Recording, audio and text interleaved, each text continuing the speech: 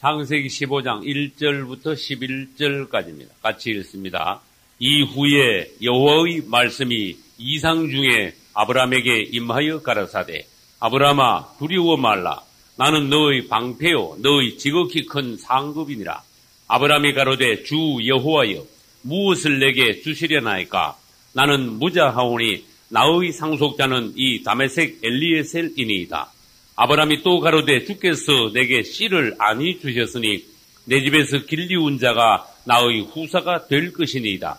여호와의 말씀이 그에게 임하여 가라사대 그 사람은 너의 후사가 아니라 내 몸에서 날 자가 내 후사가 되리라 하시고 그를 이끌고 밖으로 나가 가라사대 하늘을 우러러 뭇 별을 셀 수 있나 보라. 또 그에게 이르시되 내 자손이 이와 같으리라. 아브라함이 여호와를 믿으니 여호와께서 이를 그의 의로 여기시고 또 그에게 이르시되 나는 이 땅을 내게 주어 업을 삼게 하려고 너를 갈대아 우르에서 이끌어낸 여호와로라. 그가 가로되 주 여호와여 내가 이 땅을 업을 삼을 줄을 무엇으로 알리이까.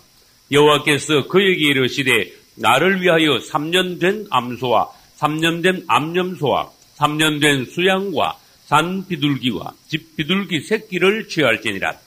아브라함이 그 모든 것을 취하여 그 중간을 쪼개고 그 쪼갠 것을 마주 대하여 놓고 그 새는 쪼개지 아니하였으니 솔개가 그 사체 위에 내릴 때에는 아브라함이 쫓았더라. 아멘. 할렐루야. 오늘 근본학기 종강을 맞이하게 되었습니다. 그동안에 인도하신 주님을 찬양합니다. 오늘은 창세기 15장 전체를 보기로 하겠습니다. 제목을 붙인다면 아브라함의 의라는 제목을 붙일 수가 있습니다. 이제 창세기 14장에서 무슨 사건이 있었는가 하면은 소돔 성에 들어간 롯이 전쟁통에 포로가 되어 잡혀간 것을 아브라함이 가서 이제 되찾아왔습니다.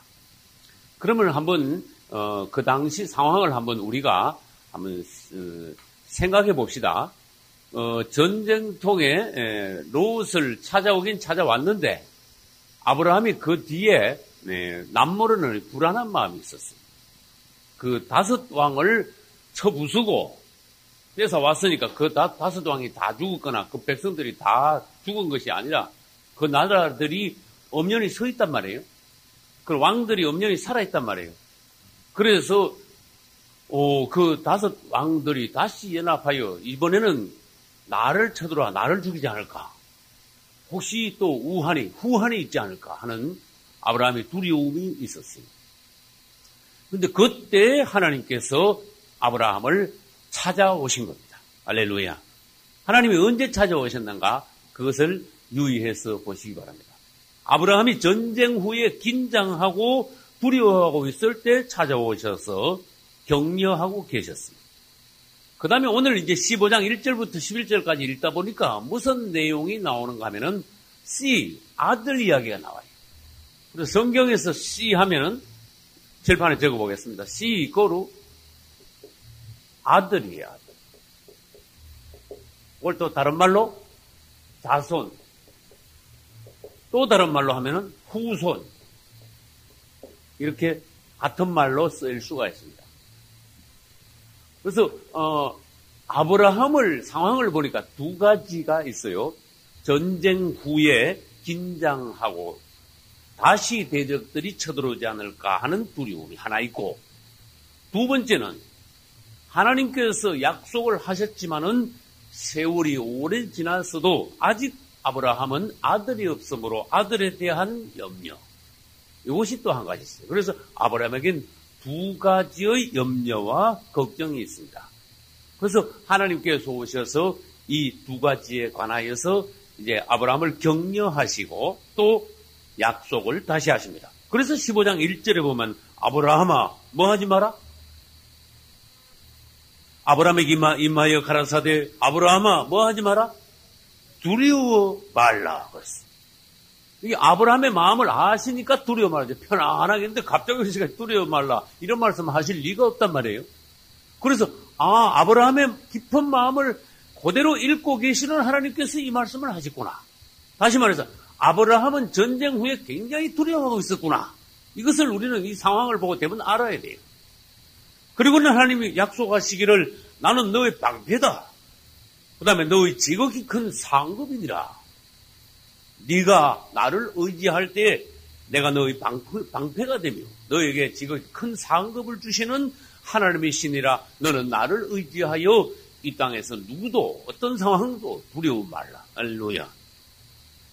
이제 그렇게 말씀하시면서 아브라함을 안심시키고 그 다음에 2절부터 5절까지 해서 아브라함과 하나님께서 대화를 나누시는 중에 주님께서 무슨 약속을 하시는가 하면 아까 칠판에 적었죠.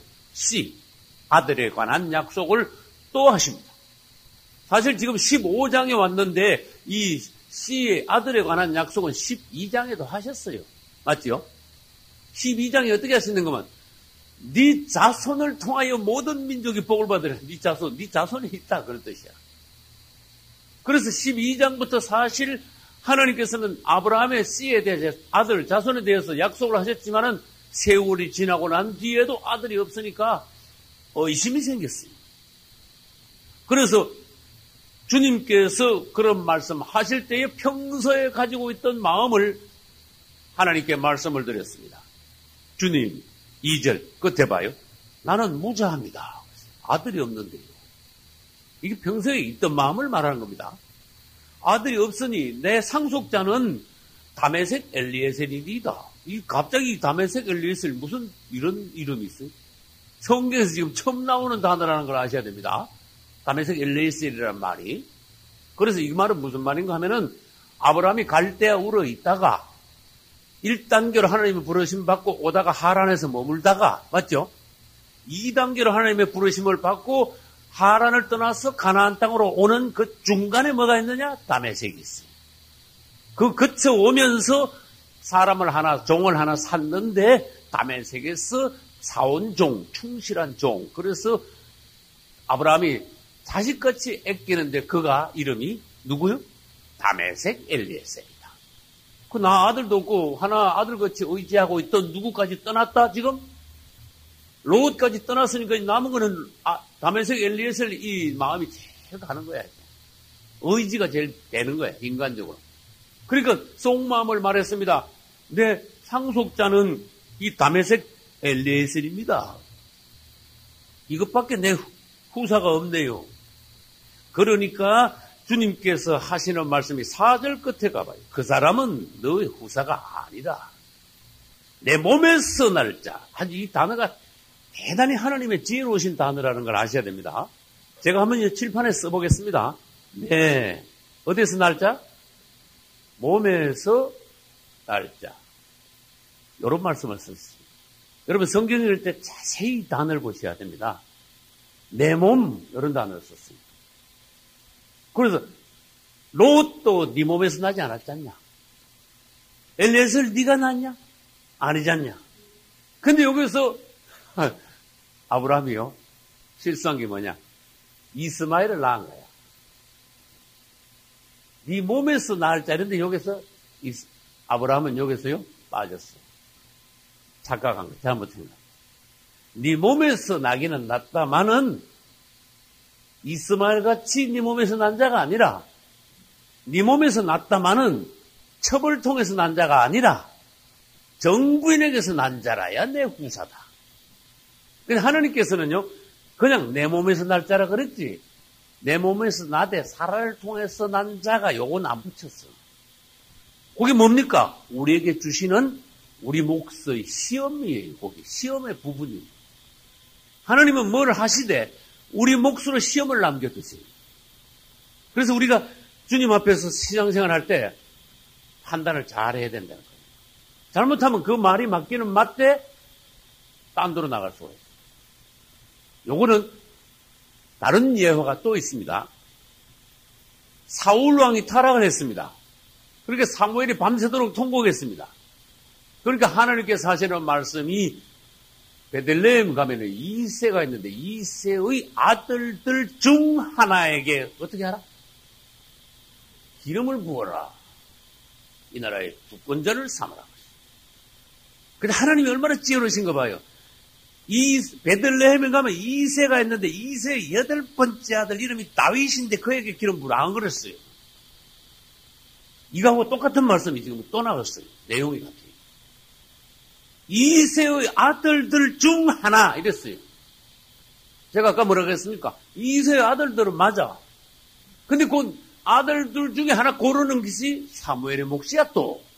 할렐루야. 사무엘은 과연 갔습니다. 아들들을 모았습니다. 그때 사무엘이 자신이 드러났습니다. 맏아들 엘리압을 보고 이야 진짜 하나님 여기에 임금감 예비해 놓으셨네. 당장에 뭐 사람을 보자마자 뭐 사무엘도 쏘갔습니다. 당장 일로 와 기름 부으려고 막 시작을 했습니다. 그때 하나님께서 뭐라 하셨습니까? 아니야.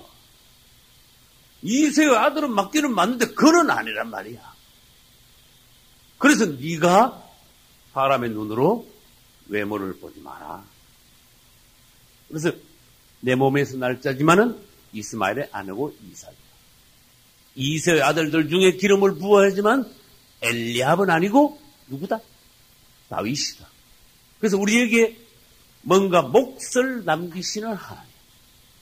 자, 그러면 하나님께서 우리를 종으로 부르셔서 목회를 하라 하셨어요. 그럼 어디 가서 어떻게 무슨 목회를 할 건가는 우리 몫이야. 하나님의 일을 하라. 내가 너를 종으로 불렀노라. 종은 종입니다. 그럼 어떻게 주의 종의 사역을 감당할 거냐? 어떻게 진실하게 성실하게 내가 하나님 보시기에 합격받는 종이 될 것이냐? 내 몫으로 남는 거예요. 우리는 하나님 앞에서 뭐든지 진지하게 판단을 잘해야 된다는 거예요. 할렐루야. 그런데 하나님께서 엘리에서는 유다가 아니야. 내 몸에서 나야 돼. 이것을 이제 기억을 하긴 했습니다만은 아까 말씀드린 대로 아브라함은 다시 한 번 더 실수를 해요. 롯도 떠나보냈죠. 엘리에셀도 붙잡고 있다가 하나님이 아니라니까 이제는 아니구나 하고 놔야 되죠. 아내를 했는데 끝까지 붙잡고 있을 수는 없죠. 뭘로 붙잡아? 후사로. 내 상속자로 끝까지 붙잡고 있을 수는 없는 거예요. 그렇게 나았지요. 그 다음에 이스마엘이 나와가지고 10몇 살 될 때까지 굉장히 아브라함이요. 이스마엘 굉장히 사랑했어요. 그래서 이 모두를 롯과 다메섹 엘리에셀과 이스마엘 이 세 사람 모두 다 아브라함에게 따라서요. 마음의 보물이었다. 인간적으로 잡고 있는 마음의 보물은 하나님께서 반드시 놓게 한다. 버리게 하신다. 그리고 하나님께서 주시는, 하나님께 드렸다가 다시 받는 그런 것이 인간적인 마음의 보물이 아니라 하나님께서 주시는 축복의 씨다. 아들이다. 일들이다. 그래서 엘리에셀은 아니구나 하는 것을 이제 알게 되었습니다. 그리고 난 뒤에 하나님께서 이제 아브라함에게 다시 축복하십니다. 내 몸에서 날짜가 내 후사가 되는데 5절 밖으로 나가가지고 네가 하늘의 밤이었죠? 네가 하늘의 별을 봐라. 별이 얼마나 많으냐? 셀 수도 없습니다. 그렇게 뭐라고 말씀하셨죠? 그에게 이르시되 내 자손이 이와 같으리라. 네가 하늘의 별을 셀 수 있다면 네 자손의 수도 셀 수 있다. 네가 하늘의 별을 셀 수 없다면 네 자손의 수도 셀 수 없을 만큼 번성하리라. 할렐루야. 놀라운 축복이. 그래서 내가 지금은 과연 아무것도 없다만 하나들도 없다마는 하나님께서 내 후손을 내 자손을 이 눈에 보이는 이 하늘의 별같이 많다고 약속을 하시니 나는 하나님의 약속의 말씀을 믿습니다 하고 하나님의 말씀을 받아들였어. 믿었어. 할렐루야. 믿었어. 여러분 믿는 거는 단순한데 쉬우면서도 어려운 거예요. 사람이라서 볼까요? 처음에는 믿어지다가 시간이 지나면 믿음이라는 게 이게 믿어지다가 안 믿어지다가 그래요. 사람이라서 그래요. 다시 말해서 사람은 여러분도 한번 생각해봐요. 여러분 자신이나 주위 사람도 생각해봐요. 이 정함이 없어. 성경에 사람이 정함이 없단 말 써졌어. 빗나가는 하늘 같다. 정함이 없다. 만물보다 심히 부패하기 쉬운 것이 사람의 마음이라. 그래서 여러분, 사람 중에 사람이 되려면 변하지 말아야 돼. 변하지 않는 게 중요한 거예요. 그래서 저는요, 인생을 아주 많이는 살지 않았습니다만은 나는 살면서 뭘 봤는가 하면 많은 세월들이 그 사람을 나타나게 하시다. 많은 세월. 그 사람을 한두 달, 심지어 1년 그 사람을 다가갈 수 없어요. 여전히 사귀어봐야 돼요. 여전히 많은 세월을 단련 중에 여러 가지 사건 중에 그 사람을 두고두고 봐야 돼요. 그럼 그 사람을 알 수가 있어요. 많은 사람들이 쉽게 뒤집어집니다. 쉽게 믿음이 가라앉다가 올라간다가 쉽게 변합니다. 그건 하나님이 잘 아십니다. 그래서 여러분 부디 변하지 마셔야 돼요. 아브라함이 하나님을 믿었어. 아멘 하고 받아들였어. 에이 지금 뭐 나이가 몇인데 내가 지금 아유 주님 그러지 말고요. 그냥 하나라도 주십시오. 그럼 많이 뭐 그게 지금 내가 하나라도 보여야 지금 믿어질 거 아닙니까? 안 그랬어. 이 하늘의 별 한 봐라. 아주 실제적이야 이거는. 별이 얼마나 많냐. 이거 뭐 그거 완전히 실제적이야. 꿈이 아니야 이건. 네가 하늘의 별을 봐라. 사실은 하늘의 별도 말씀하시고 다른 성경을 보면 바다 모래도 말씀하시지. 그래서 아브라함이 귀한 게 뭐냐? 하나님을 그대로 믿었다는 거야. 그 순간만은 믿었는데 그 믿더니 이 아브라함의 믿음을 하나님께서는 그것을 뭘로 보셨다? 뭘로 여기셨다? 의로이시. 여기서 이제 의라는 단어가 나옵니다. 저는 성경을 연구하면서 이 의라는 단어에 대해서 사실은 많이 묵상을 했어요. 의 앞에다 한번 붙여볼까요? 하나님의 의. 또 우리의 의라는 단어도 있어요. 성경은. 예수 그리스도 우리의 의. 할렐루야. 하나님의 의. 신약 성경에 가면은 바리새인들이 하나님의 의는 무시하고 하나님의 의의 반대가 뭔지 아시는 분? 자기 의를 내세워요. 자기. 그러면 여러분들이 이 의라는 단어가 기독교에서 얼마나 중요한 단어인가 아셔야 돼요. 믿음으로 의롭게 됨. 이게 이제 창세기 15장 6절에서 나왔어요.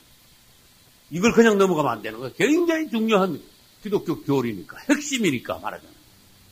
그래서 오늘날 우리는 오늘 1시간을, 2시간을 다 쓰더라도 의에 대해서 분명히 보고 넘어가야 돼요. 큰 수학이.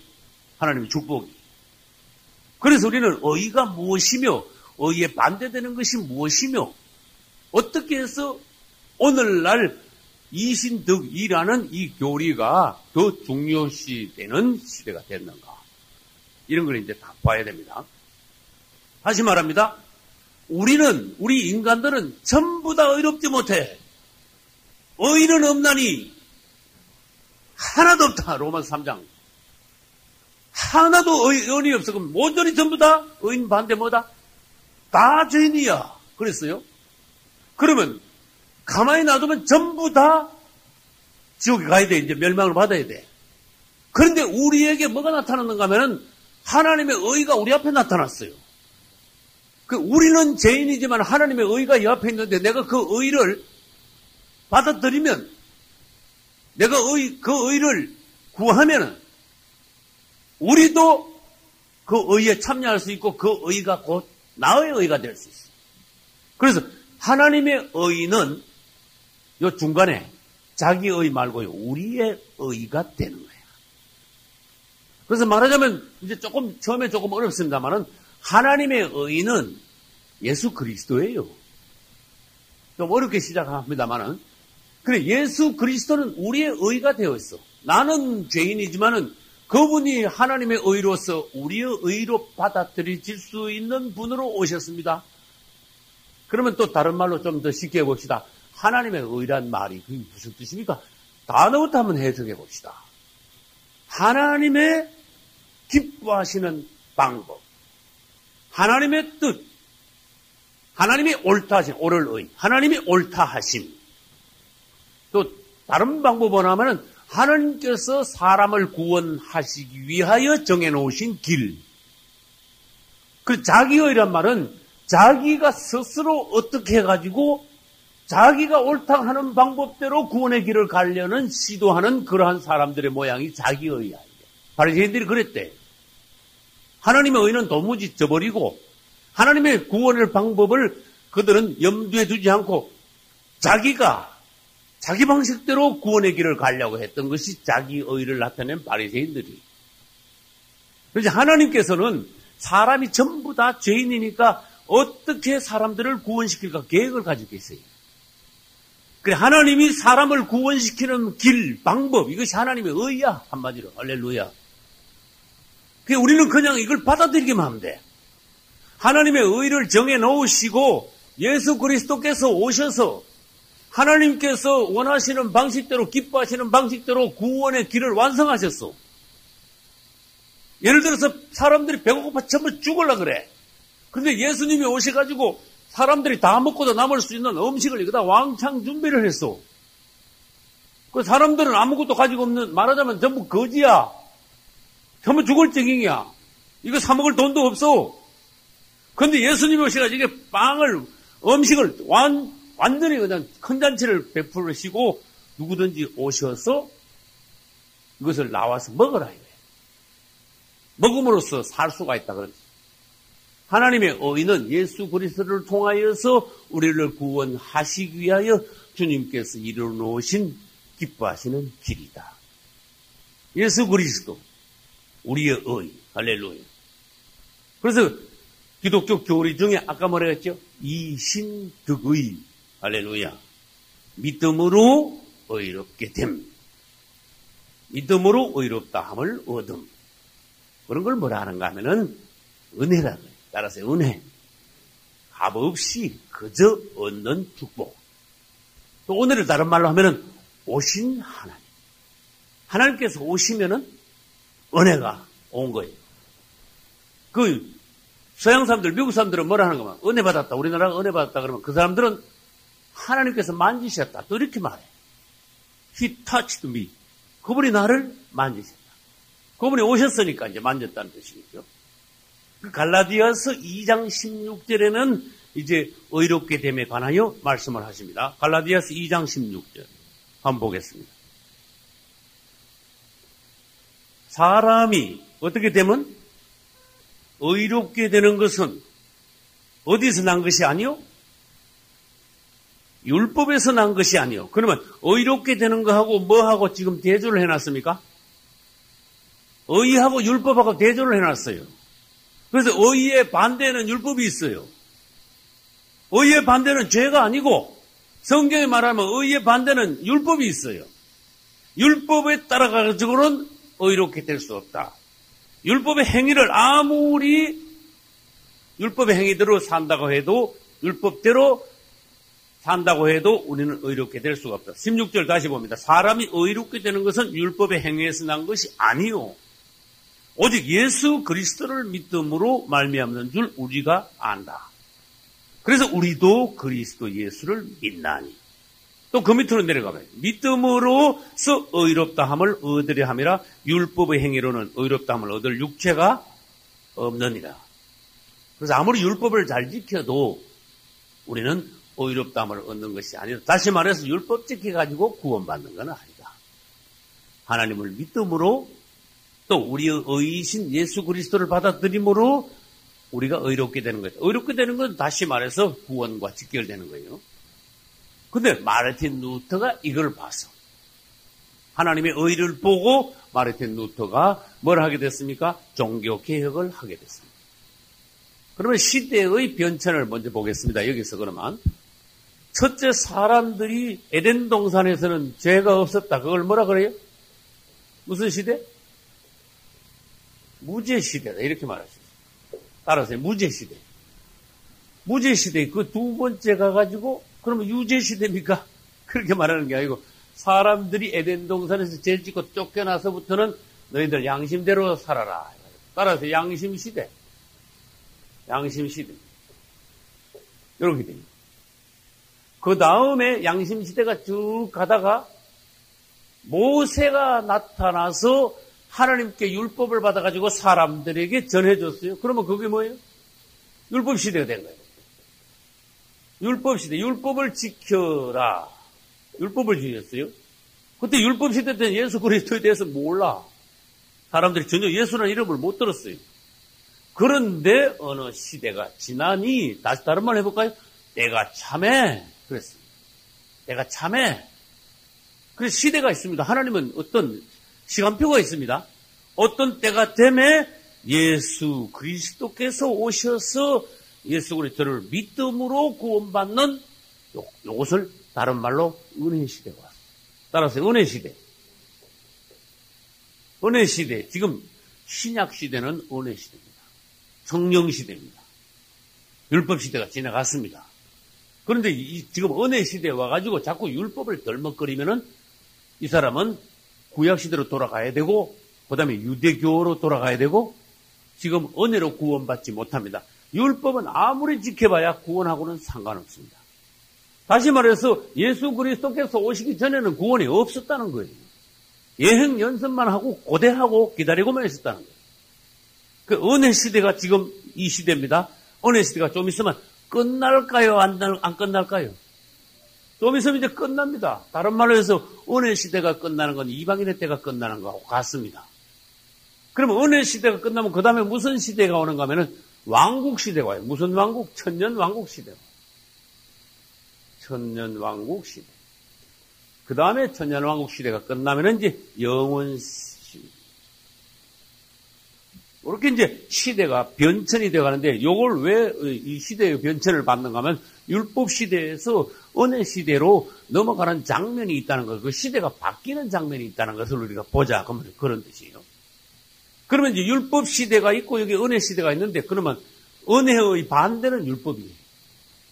그럼 율법이 뭔가 그것을 여러분들이 본다면은 하나님의 의에 대해서 더 깊이 알 수가 있습니다. 질문합니다. 율법이 뭡니까? 그러면 하나님이 지키라고, 사람들에게 지키라고 주신 법입니다. 그럼 그거 이제 1차 대답이 돼요. 하나님께서 죄인들에게 주신 법입니다. 죄인이 아니라면 율법을 주실 일도 없습니다. 맞습니까? 죄가 있기 전에는 율법도 없었습니다. 맞습니까? 다른 말로 해볼까요? 에덴 동산에서 율법이 있었습니까? 없었습니까?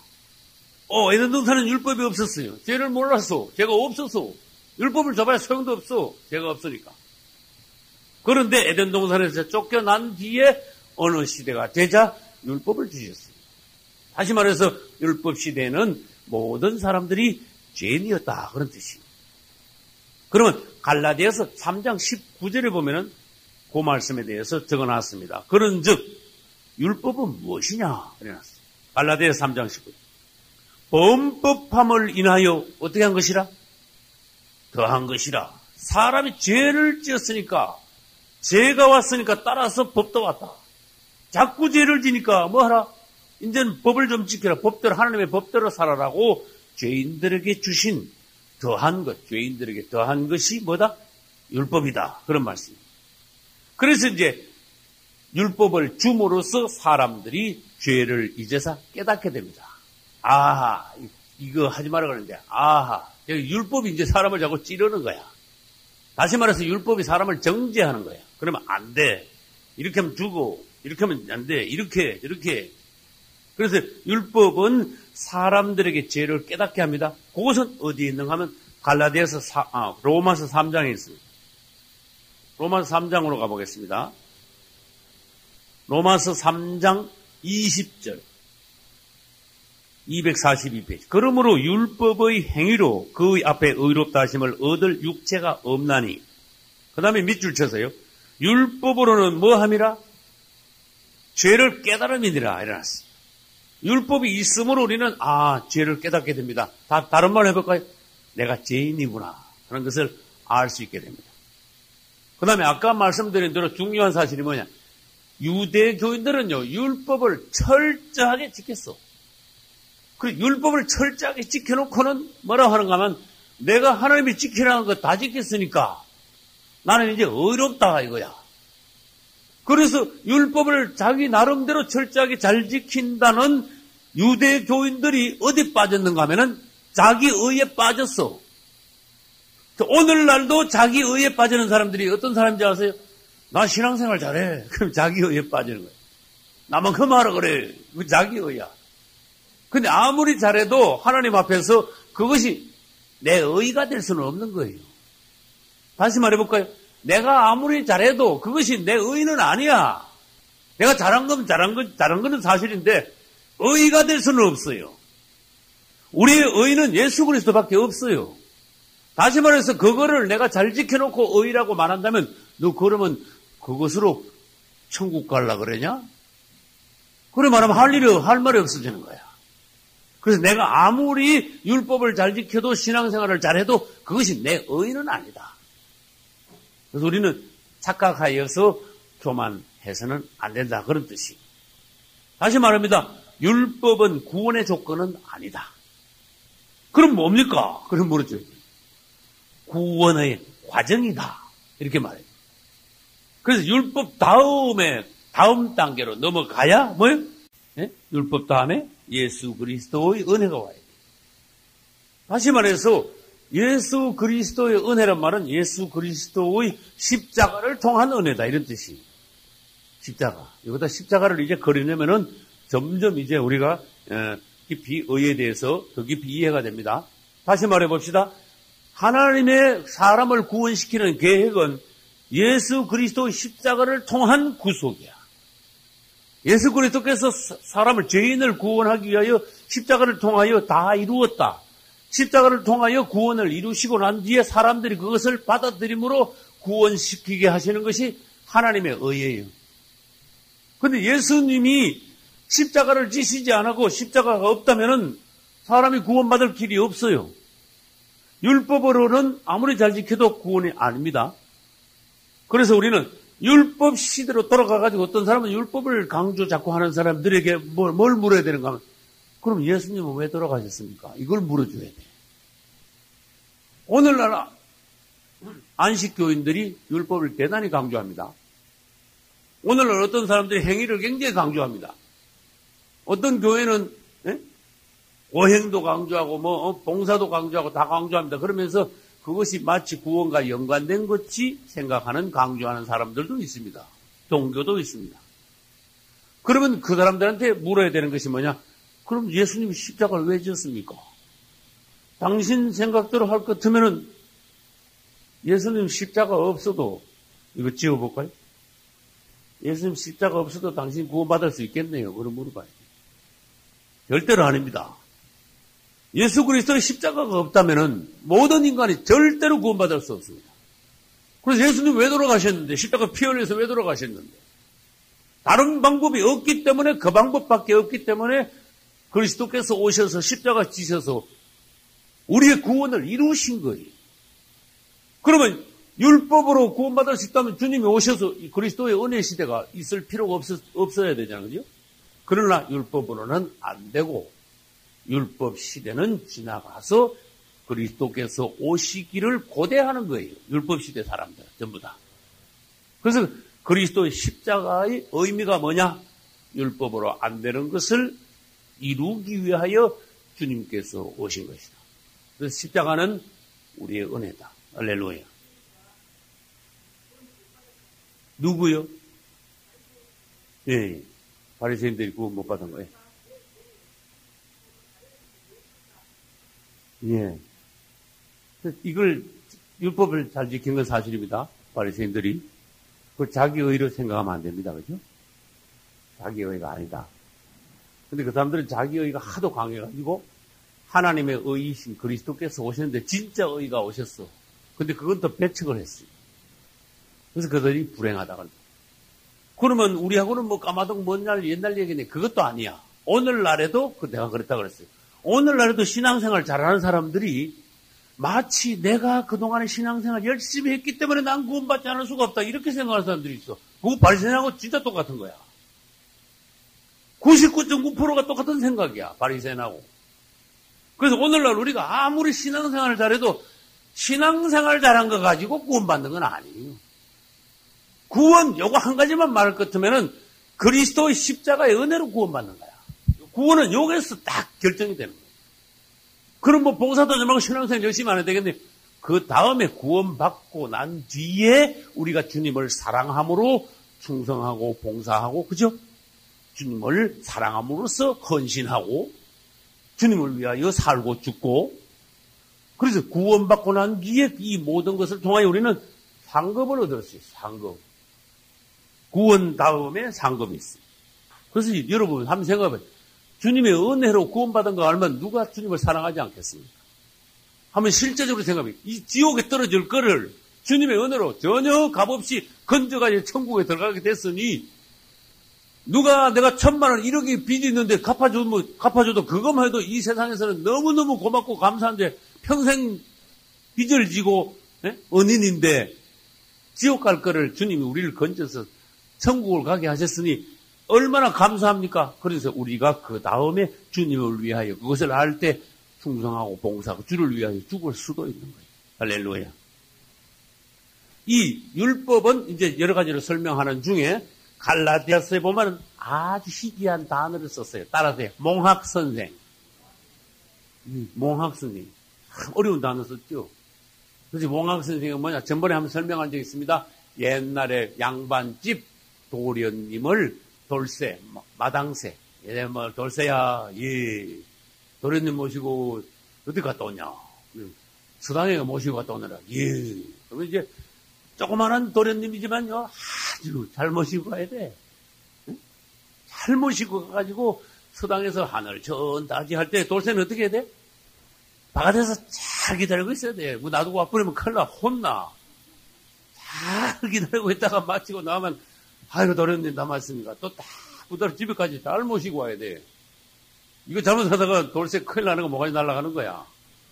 근데 이 하나님께서 성경에 몽학선생이라는 단어를 딱 썼는데, 율법은 몽학선생이다. 그랬어요. 그래? 그러면 뭐, 무슨 몽학선생, 아니, 우리하고 율법하고 율법이 우리를 데리고 일로 왔다, 절로 갔다. 내가 몽학선생이 아니고, 우리가 어렸을 때, 그 다음에 이 시대 전에, 그 전 시대에 두 가지로 해석해야 돼요. 내가 예수 믿기 전에, 내가 믿었어도 아주 초신자 어릴 때는 율법이 나를 데리고 다녔어. 이러면 안 돼. 그러면 안 돼. 도련님, 글로 가지 말아요. 일로 오자 했어요. 네? 도련님을 지키고 보호하고 따라다녀, 율법이. 그래서 어느 때가 되면은 도련님이 크면, 얘 돌쇠야, 내 혼자 갔다 오는데 따라오지 마. 도련님이 그래. 그러면 어떻게 되는가 하면 도련님이 자유롭게 왔다 갔다 하는데, 몽학 선생이 그때는 뭐를 말하면 우리를 그리스도께로 인도하고 몽학 선생은 떨어져 나가는 거다. 다시 말해서 우리가 어릴 때는 율법이 우리를 몽학 선생으로 지도를 하다가, 우리 신앙이 자라면은 우리를 누구께로 인도할까? 그래서 그리스도께로 인도한다. 거기서 어디 있을까요? 갈라디아서 3장? 맞아요. 23절, 24절 읽어봅시다. 믿음이 오기 전에, 그 믿음 밑에다가 예수 그리스도라고 하면 써봐요. 예수 그리스도께서 오시기 전에 우리가 어디에 매였다? 율법 아래 매인바되고 계시될 믿음의 때까지 갇혔느니라. 율법 안에 갇혀있다가, 그 다음에 예수님이 오시기 전 시대 사람들, 구약시대 사람들은 율법에 갇혀있었다. 이렇게 해석해도 돼요. 그 다음에 24절. 이같이 율법이 우리를 어디로 인도해요? 그리스도에게로 인도하는 몽학선생이 되었다. 그래서 우리로 하여금 믿음으로 말미암아 의롭다함을 얻게 하려 함이라. 그리스도께로 인도하여 그리스도를 믿음으로 의롭다함을 받으려고, 이 율법은 우리를 인도하는 자야. 그동안에 우리를 지도했어요. 그래서 우리가 25절 한 번 더 봅시다. 믿음이 온 후로는 어떻게 될까? 25절. 우리가 몽학선생 아래 있지 아니하도다. 몽학선생이 떨어져 나가니. 그래서 율법 아래 계속 있어서는 안 된다는 거예요. 그래서 다시 말합니다.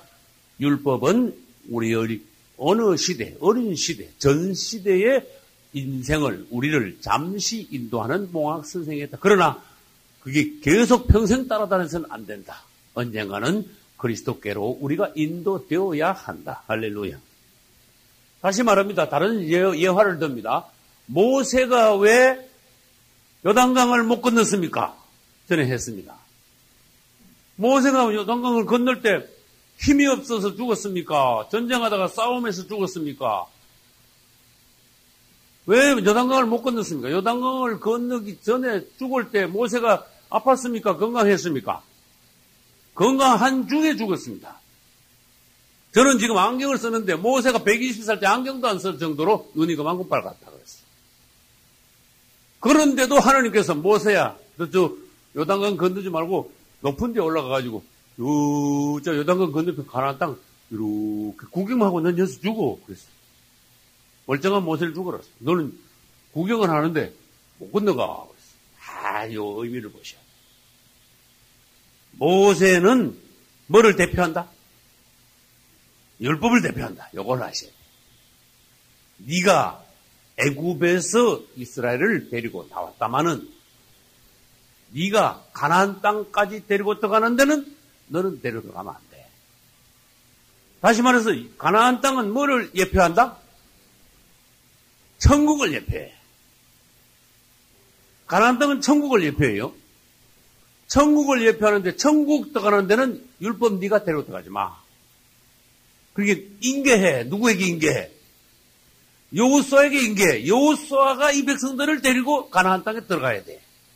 여호수아는 누구냐? 따라서 여호수아는 예수다. 여호수아는 예수다. 이걸 잘 기억해요.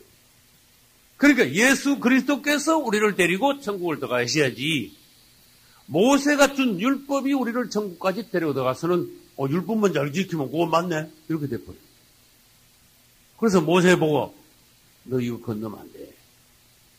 하나님께서 얼마나 지혜로우신가 잘 여러분들 깊이 생각해야 돼요. 혈기를 냈죠. 혈기를 막 때렸죠. 그게 뭐냐? 그게 율법은 결국은 이 혈기로 사람을 치는 것밖에 안 되는 거야. 예, 약점이 있어요. 그 다음에 모세가 요한복음 1장 17절 보면은 율법은 모세로 말미암아 주신 것이요 은혜와 진리는 예수 그리스도로부터 말미암아 온 것이라. 그러면 율법은 모세가 율법을 대표합니다.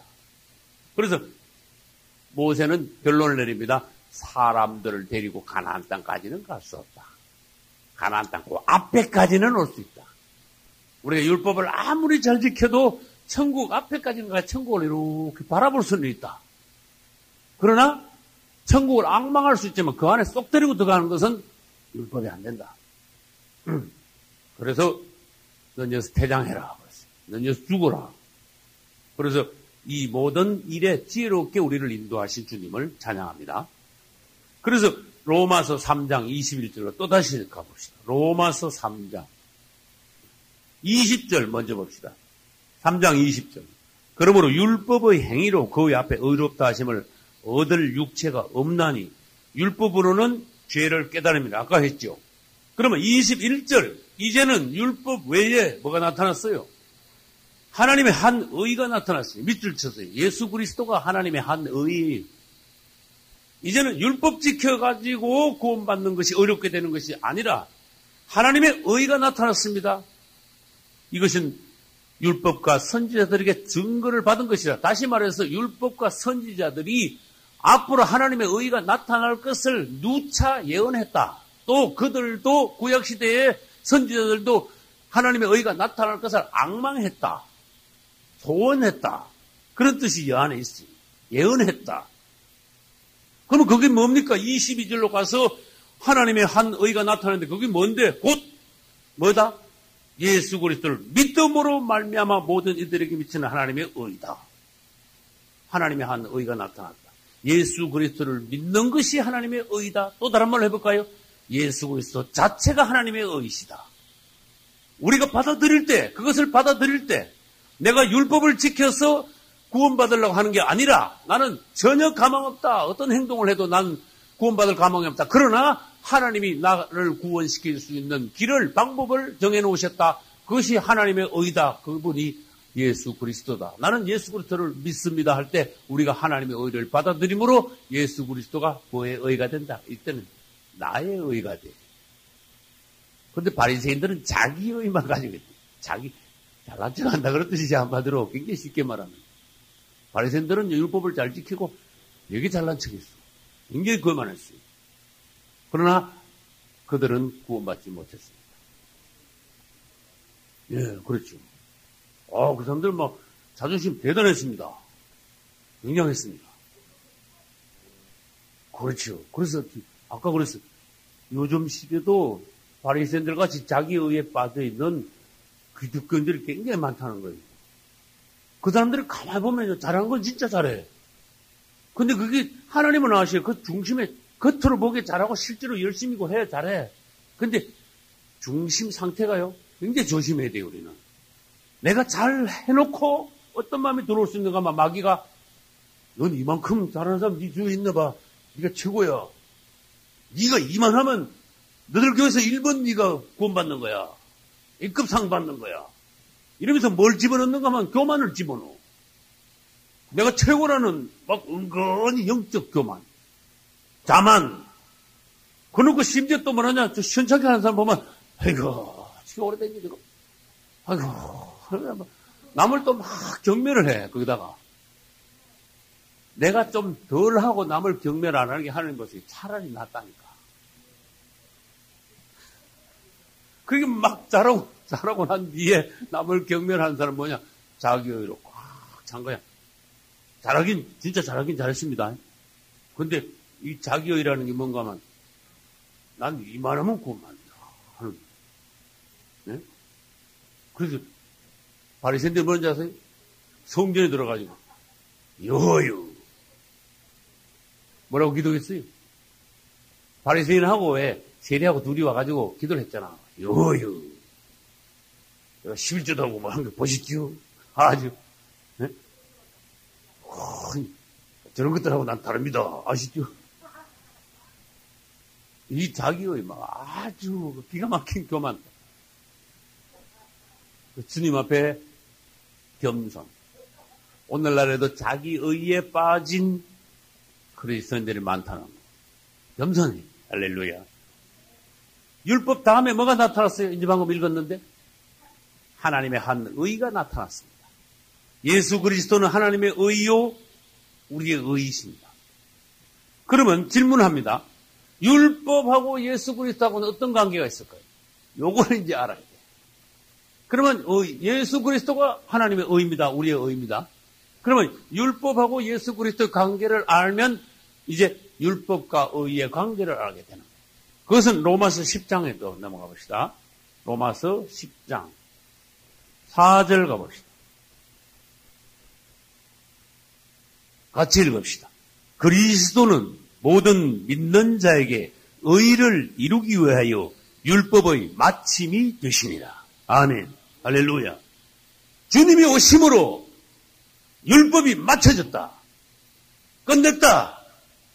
그분이 오시고 난 이후에도 또 뭐 율법적으로 뭐 따지고 뭐 자꾸 내세우면은 그분이 왜 오셨냐?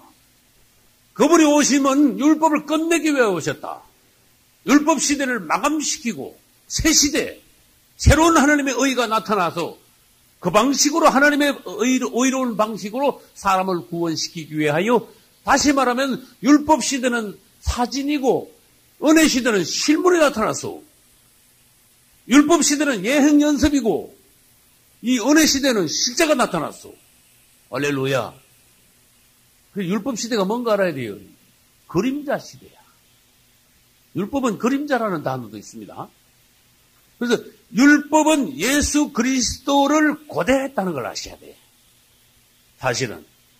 그리고 율법 시대의 모든 사람들, 제사장이 한 율법을 따라 행한 그 모든 것은 예수 그리스도께서 오셔서 하실 것을 예행 연습한 그림자야. 다시 말해볼까요? 율법을 따라서 7 절기를 지켰습니다. 율법을 따라서 안식일을 지켰습니다. 율법을 따라서 5 큰 제사가 있습니다. 맞죠? 그 제사장들은 계속 매일 그걸 하는 거야. 끊이지 않고 계속 하는 거야. 율법 따라. 그러나 그것은 실제가 아니야. 구약시대 때 율법을 따라 한 모든 행위는 그림자요, 예행연습이요, 실제가 아니야. 그거 했다고 해서 그걸로 구원받는 건 아니에요. 그 실제가 와줘야 돼. 예수님이 오셔서 딱 하시면은 구약시대 때 1000몇백 년 동안 하던 모든 것을 한꺼번에 그분은 딱 끝내버려요. 할렐루야. 그래서 그 얘기를 제가 한 거예요. 율법 시대는 사진. 은혜 시대는 그분이 실물이 나타나셨어요. 그래서 중매하는데 처음에는 사진 보이다가 제가 그 전에 그런 예화 들었죠. 처음에는 중매제의가 사진 가지고 남자 사진, 처녀 총각 사진 들고 일로 갔다 저로 갔다 하지요. 그 다음에 나중에 마음에 드는 사람들은 만나지요. 맞선 보지요. 맞선 보는 데까지 나와가지고 사진을 자꾸 들다보고 있으면 어떡할까? 안 되지요. 사람이 상대방이 처녀 총각이 앞에 있으면서 사람을 안 보고 사진만 딱 계속 사진이 있게 생겼네요. 이게 몇 살 때입니까? 계속 사진 들다보고 이야기하면서 상대방 안 쳐다보면 기가 막힌 노릇이야. 그러니까 실물이 나타나면 사진을 버려줘야 돼. 예수님은 실물이다. 할렐루야. 율법은 사진이다. 예수님은 실제고 그 다음에 율법은 그림자다. 예수님은 끝내시는 거고 진짜 실제로 끝내는 거고 율법은 예행연습이다. 하나님의 구원을 위한 예행연습. 그래서 히브리 10장 1절에는 그래서 그 말씀이 있어요. 또 가봅시다. 히브리 10장 1절. 제 성경은 362페이지입니다. 율법은 그래놨어요. 그 율법이라는 단어가 성경 여기저기 굉장히 많습니다. 율법은 장차 오는 좋은 일에 뭐다? 그럼 율법은 그림자야. 실제가 아니에요. 이 그림자 가지고는 아무것도 할 수 없어. 또 다른 말로 하면은 사진이다. 이렇게도 말했어요. 율법은 장차 오는 좋은 일. 그게 무슨 일일까? 그리스도께서 오셔서 이루실, 실제로 이루실 하나님의 역사, 하나님의 일, 구원의 완성. 이 실제로 장차 오는 좋은 일이에요. 장차 오는 좋은 일은 그리스도께서 오시지 않으면 이루어지지 않습니다. 할렐루야. 그래서 참미 형상이 아니다. 그래서 율법은 참 형상이 아니야. 해마다 늘 드리는 바 같은 제사로는 나오는 자들을 언제든지 뭐 할 수 없다? 온전케 할 수 없단 말은 구원시킬 수 없다는 뜻이. 그분이 오셔야 실제입니다. 할렐루야. 그 율법은 또 다른 말로 해볼까요? 예수 그리스도와 율법의 관계는 율법은 그리스도께서 오실 때까지만 사람들을 가두어 놓고 관리하는 거야. 지도하는 거야. 그분이 오시면은 사람들을 풀어놔야 돼요. 그분 앞에. 그래서 아까 무슨 단어를 썼어요? 몽학 선생이다. 그거하고 연관이 돼요. 그래서 예수님은 그분이 오시기 전에 사람들을 일단 하나님의 법 안에 천방지축하게 놔두서는 안 되니까 사람들을 일단 죄인들을 가다 놓으셔야 되거든. 그분이 오실 때는 정해져 있어요. 그러면 그분이 오시기 전에 잠시 어떤 시대에 사람들을 막무가내로 내둘 수 없어요. 그러니까 율법 안에서 일단 가다 놨어요. 천방지축 안 되게. 그래서 예행 연습을 시켰어요. 그래서 율법 안에도 예수님이 하실 일이 가만히 들다 보면은 다 예표되어 있다. 그런 뜻이에요. 그래서 예수님이 오실 때까지 사람들을 가두고 관리하는 몽학 선생입니다. 다시 질문합니다. 율법이 사람을 온전하게 할 수 있었습니까? 히브리 10장 1절 온전케 할 수 없느니라 그랬어요. 그렇게 율법이 사람을 온전케 할 수 없으니까 누가 오셔야 됩니까? 예수께서 오셔서 죽으셔야 된다. 그런 뜻이에요. 그러면 그 문제에 대해서 갈라디아서 2장으로 또 가보겠습니다. 갈라디아서 2장 21절 내가 하나님의 은혜를 패하지 아니하노니 만일 의롭게 되는 것이 율법으로 말미암으면 그리스도께서 헛되이 죽으셨느니라. 율법 가지고 자꾸 자기 의라고 내세우고 율법 가지고 마치 구원받을 수 있는 것 같이 교회 생활, 신앙생활 열심히 했다고 그것이 나의 의가 돼가지고 구원받을 수 있는 것 같이 착각하는 사람들에게 뭐라고 말해줘야 돼? 그리스도께서 헛되이 죽으셨냐? 그리스도께서 왜 죽으셨냐?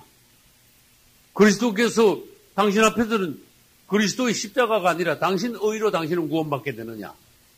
그래서 이 21절에 갈라디아서 2장 21절에서 그런 질문을 하신 거예요. 그 다음에 네 번째, 율법에 의한 제사는 사람을 온전히 못하니까 자꾸 그냥 계속 드리기만 하는 거야. 10번이고 100번이고 1000번이고 10,000번이고 막 계속 드리는 거야. 율법은. 이게 온전히 안 되니까 자꾸 하는 거야. 무슨 뜻인가 잘 이해를 하셔야 돼요. 그러나 예수님은 오셔가지고 구약시대 방식으로, 구약시대 제사장들이 하던 방식으로 계속 같은 방식을 계속 하시지 않았어요. 다른 방식으로 하여 이 구약시대 때 하던 율법의 모든 것을 한 번에 끝내셨어요. 할렐루야. 그리스도께서 오심으로써 율법이 요구하던, 율법이 소망하던 모든 것을 단번에 끝내셨어요. 실제가 오셨다. 그런 것이. 할렐루야.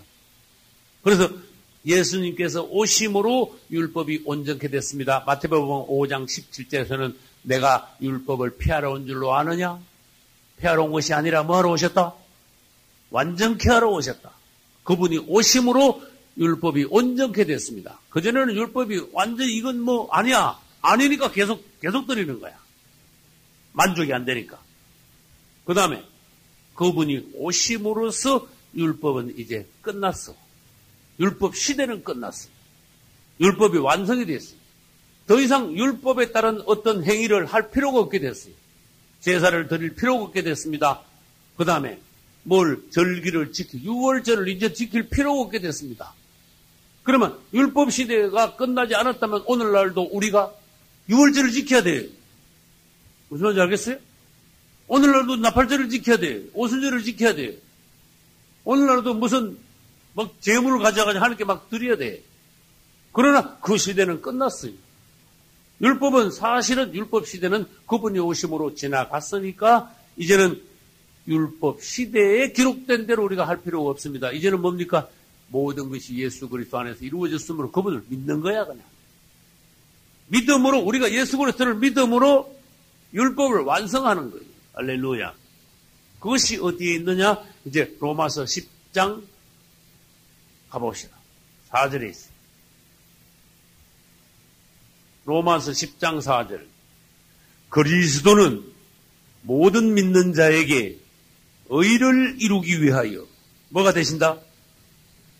뭐가 되신다고요? 율법의 마침이 되시니라. 할렐루야. 예수 그리스도는 율법의 마침이 됩니다. 이제 그분께 와가지고 율법이 마쳐졌습니다. 완성이 됐습니다. 그래서 율법 시대는 끝났습니다. 그것을 다른 말로 율법이 이제는 폐해졌다. 그런 뜻으로도 말씀하십니다. 그래서 예수님이 죽으시던 날 성전 안에 성막과 성소와 지성수 사이에 뭐가 어떻게 됐을까? 휘장이 어떻게 됐을까? 예수님이 딱 죽으시는 순간에 휘장이 찢어졌죠. 그러면 그것이 의미가 뭡니까?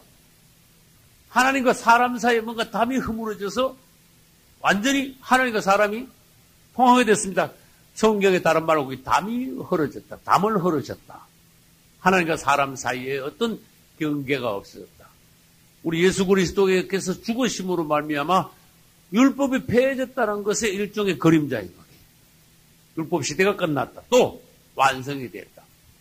그래서 주님이 오심으로써 이제는 휘장이 찢어짐으로써 율법 시대는 완전히 끝나고 어떻게 됐다? 은혜 시대가 왔다. 할렐루야. 그럼 그것을 이제 그 부분을 에베소서에 가서 잠깐 한 번 더 보겠습니다. 에베소서 2장 15절 원수된 것 곧 의문에 속한 계명의 무엇을? 율법을 뭐로 폐하셨다? 자기 육체로 폐하셨습니다. 그리고 육체로 폐하신 거하고 뭐하고 연결해야 되는가 하면 휘장이 찢어진 거하고 연결해야 돼요. 그래 율법을 여기서는 뭐라 했는가? 원수된 거라 그랬어요. 여러분 율법이 왜 원수된 겁니까? 율법은 다른 말로 조금 소극적으로 말하면 율법은 저주 아래 있는 거예요. 율법 아래 있다 그 말은 저주 아래 있다는 거예요. 율법은 이거 안 지키면 죽는 거야. 그래서 이제 조금 이따 또 하겠습니다만은 율법은 저주 아래 있고 은혜는 축복 아래 있어요. 할렐루야. 그래서 우리는 이제 율법을 자꾸 지키려고 그랬으면 안 돼. 근데 예수 믿으면 사람들이요, 이것도 하면 안 돼, 저것도 하면 안 돼, 이래야 돼, 저래야 돼. 사람들의 사고방식이 자꾸 이렇게 율법으로 흘러가는 그런 경향이 있어요. 그것을 조심해야 돼요. 뭐를 해야 돼, 안 해야 돼, 이런 식으로 하지 말고 주님을 자꾸 의지해야 돼. 주님을 자꾸 부르고 은혜를 자꾸 받아가지고 주님이 내 안에서 뭐가 이렇게 저절로 하시는 걸로 내가 변화가 되면은, 봐요. 사람이 변화가 되면, 사람이 익으면, 성숙하면 옛날에 하던 거 하나도 안 해. 딱지놀이. 목사님, 저보고 딱지놀이 하면 안 됩니다. 네? 누가 그랬다가 얼마나 웃기는 얘기지? 내가 이렇게 잘하면은 난 딱지놀이를 안 해. 목사님, 구슬치기 이제는 하지 마세요. 누가 그러는 게 아니라니까. 그러면 딱지놀이 구슬치기 말고 다른 걸로 한번 해봅시다. 집사님, 이제 집사님 됐으니까 노래방 가지 마세요. 이거 굉장히 유치한 소리라니까. 노래방 가면 안 돼. 술 먹으면 안 돼. 뭐 욕하면 안 돼. 이거 딱지놀이 하면 안 돼. 그거하고 똑같은 말이야, 그게. 그게 율법이라니까. 우리가 사람이 변해가지고, 그건 죽어도 못해야 돼. 이거 뭐 도저히 할 수 없는 게 돼야 돼. 그런데 그게 은혜가 아직 안 올 때는 겨우 한다는 게 뭐야? 노래방 가면 안 돼요. 술 먹으면 안 돼요. 예수 믿으면 담배 끊어야 돼요. 자꾸 그런 노래를 자꾸 안 해. 그건 뭐냐? 100번 그래봐야 율법이요. 그러면 그 율법 하에서 이러면 돼, 안 된다 해가지고 끊었다 해서 그거 가지고 구원받지 못해. 끊은 건 좋지.